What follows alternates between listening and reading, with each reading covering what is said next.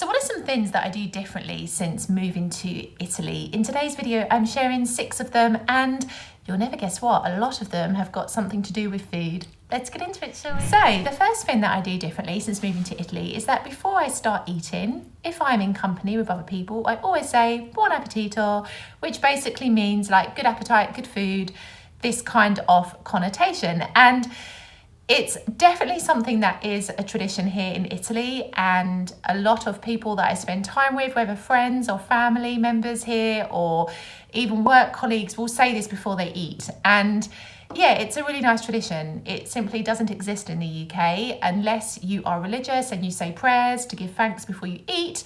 Typically you would just start eating and that's it. And you know, I really appreciate just taking that moment now and just wishing everybody that I'm with a good dinner or a good lunch or a good breakfast. I think it's a really nice thing to do, and I think it just ties in really beautifully with the whole Italian vibe of, you know, just being in the moment, taking life one moment at a time, which is actually something very special. So this is the first thing that I do differently since moving to Italy. The second thing that I do differently since moving to Italy is that when it comes to filling up my glass with a drink, I only fill it halfway. Now, this is something that I never used to do in the UK. If I took a glass of Coca-Cola, I would fill it right to the brim, or if it was cordial or some juice, right to the brim. But here in Italy, somebody told me, and I cannot remember who it was, that it's considered impolite, almost greedy even, to fill the glass right to the top. People fill their glasses halfway, and then when they want to refill, they take it at that time. They don't fill it straight to the very top. Now, I can understand it with drinks like wine, because obviously, especially with white wine, you want the wine to be at the optimum temperature. And so it's better that you only have half a glass of wine at a time so that the wine doesn't get too warm. But it took a bit of getting used to with regards to drinks like Coca-Cola and water. But again, I really like the mindset behind it, and I like the fact that it is all about just consuming what you can at that time and not over-consuming, which is definitely something us Brits can be guilty of. The third thing that I do differently since moving to Italy is that I structure my day more around food. Goodness, I never used to do this in the UK. I used to have lunch on the go, I used to have dinner, you know, whenever I could. But here there is a real structure to my day around food. And I think a lot of this boils down to the fact that I live in the south of Italy, where, you know, we have that lunchtime lull where the shops close for a couple of hours in the afternoon, and that's considered to be the lunch period. So I think I notice it more here. My day is more structured around food with this in mind. But also now, like tied into that, you know, I'll eat later as well. So typically if I have lunch around 1 o'clock, that's considered to be the norm for me, maybe even a bit early. Like here in the south of Italy, a lot of people eat lunch around 1:30, 2 o'clock, because the majority of the shops here will close around 1:30. So, you know, maybe I eat my lunch a little early for the Italians. When it comes to dinner, I'll always be thinking about dinner around 8 o'clock, 8:30, depending on what time I finish work.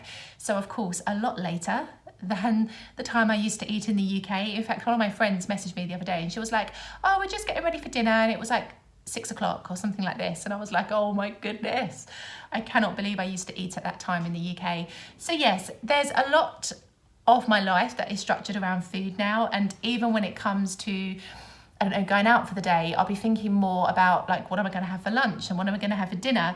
Like there's definitely more of an emphasis in my life now on food than there ever used to be before. And tied into that as well is that I definitely eat more now than I did when I first moved here.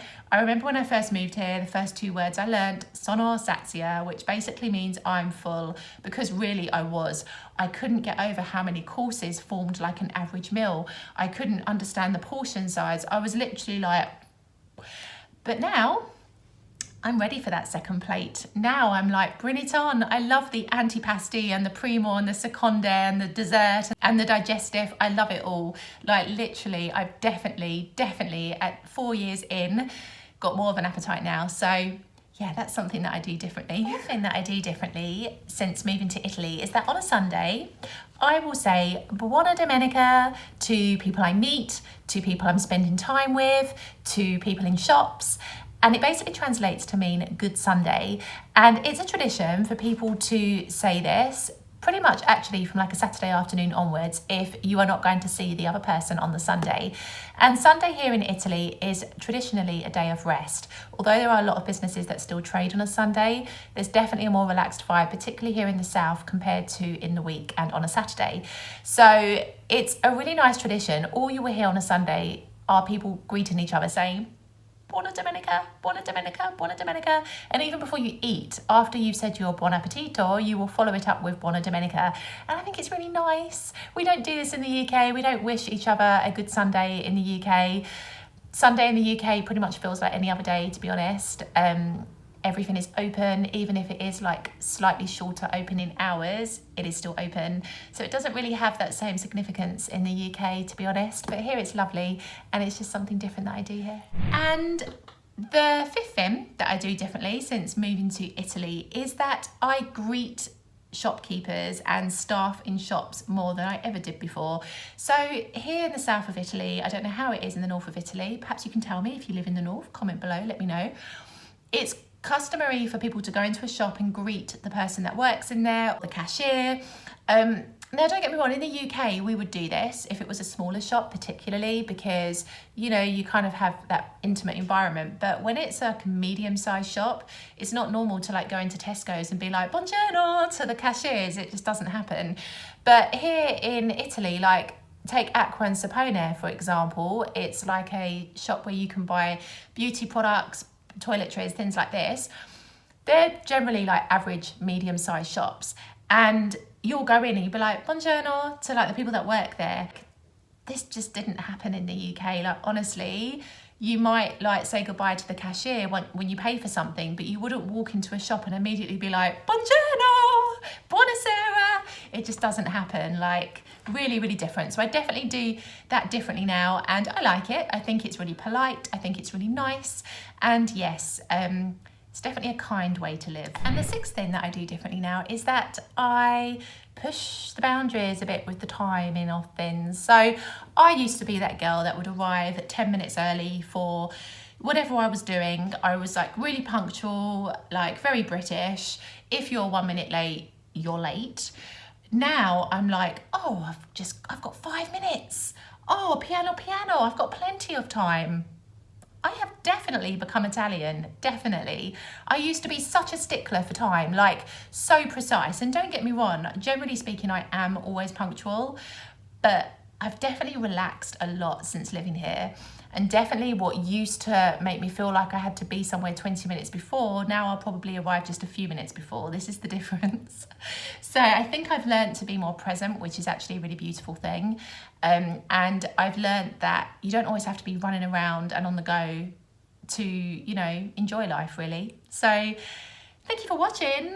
I think you'll enjoy some of my other content, especially this video here, where actually I go into a little bit more detail about some more differences that I have found between living in Italy and living in the UK. So I hope you enjoy it. Speak to you soon. Ciao, ciao.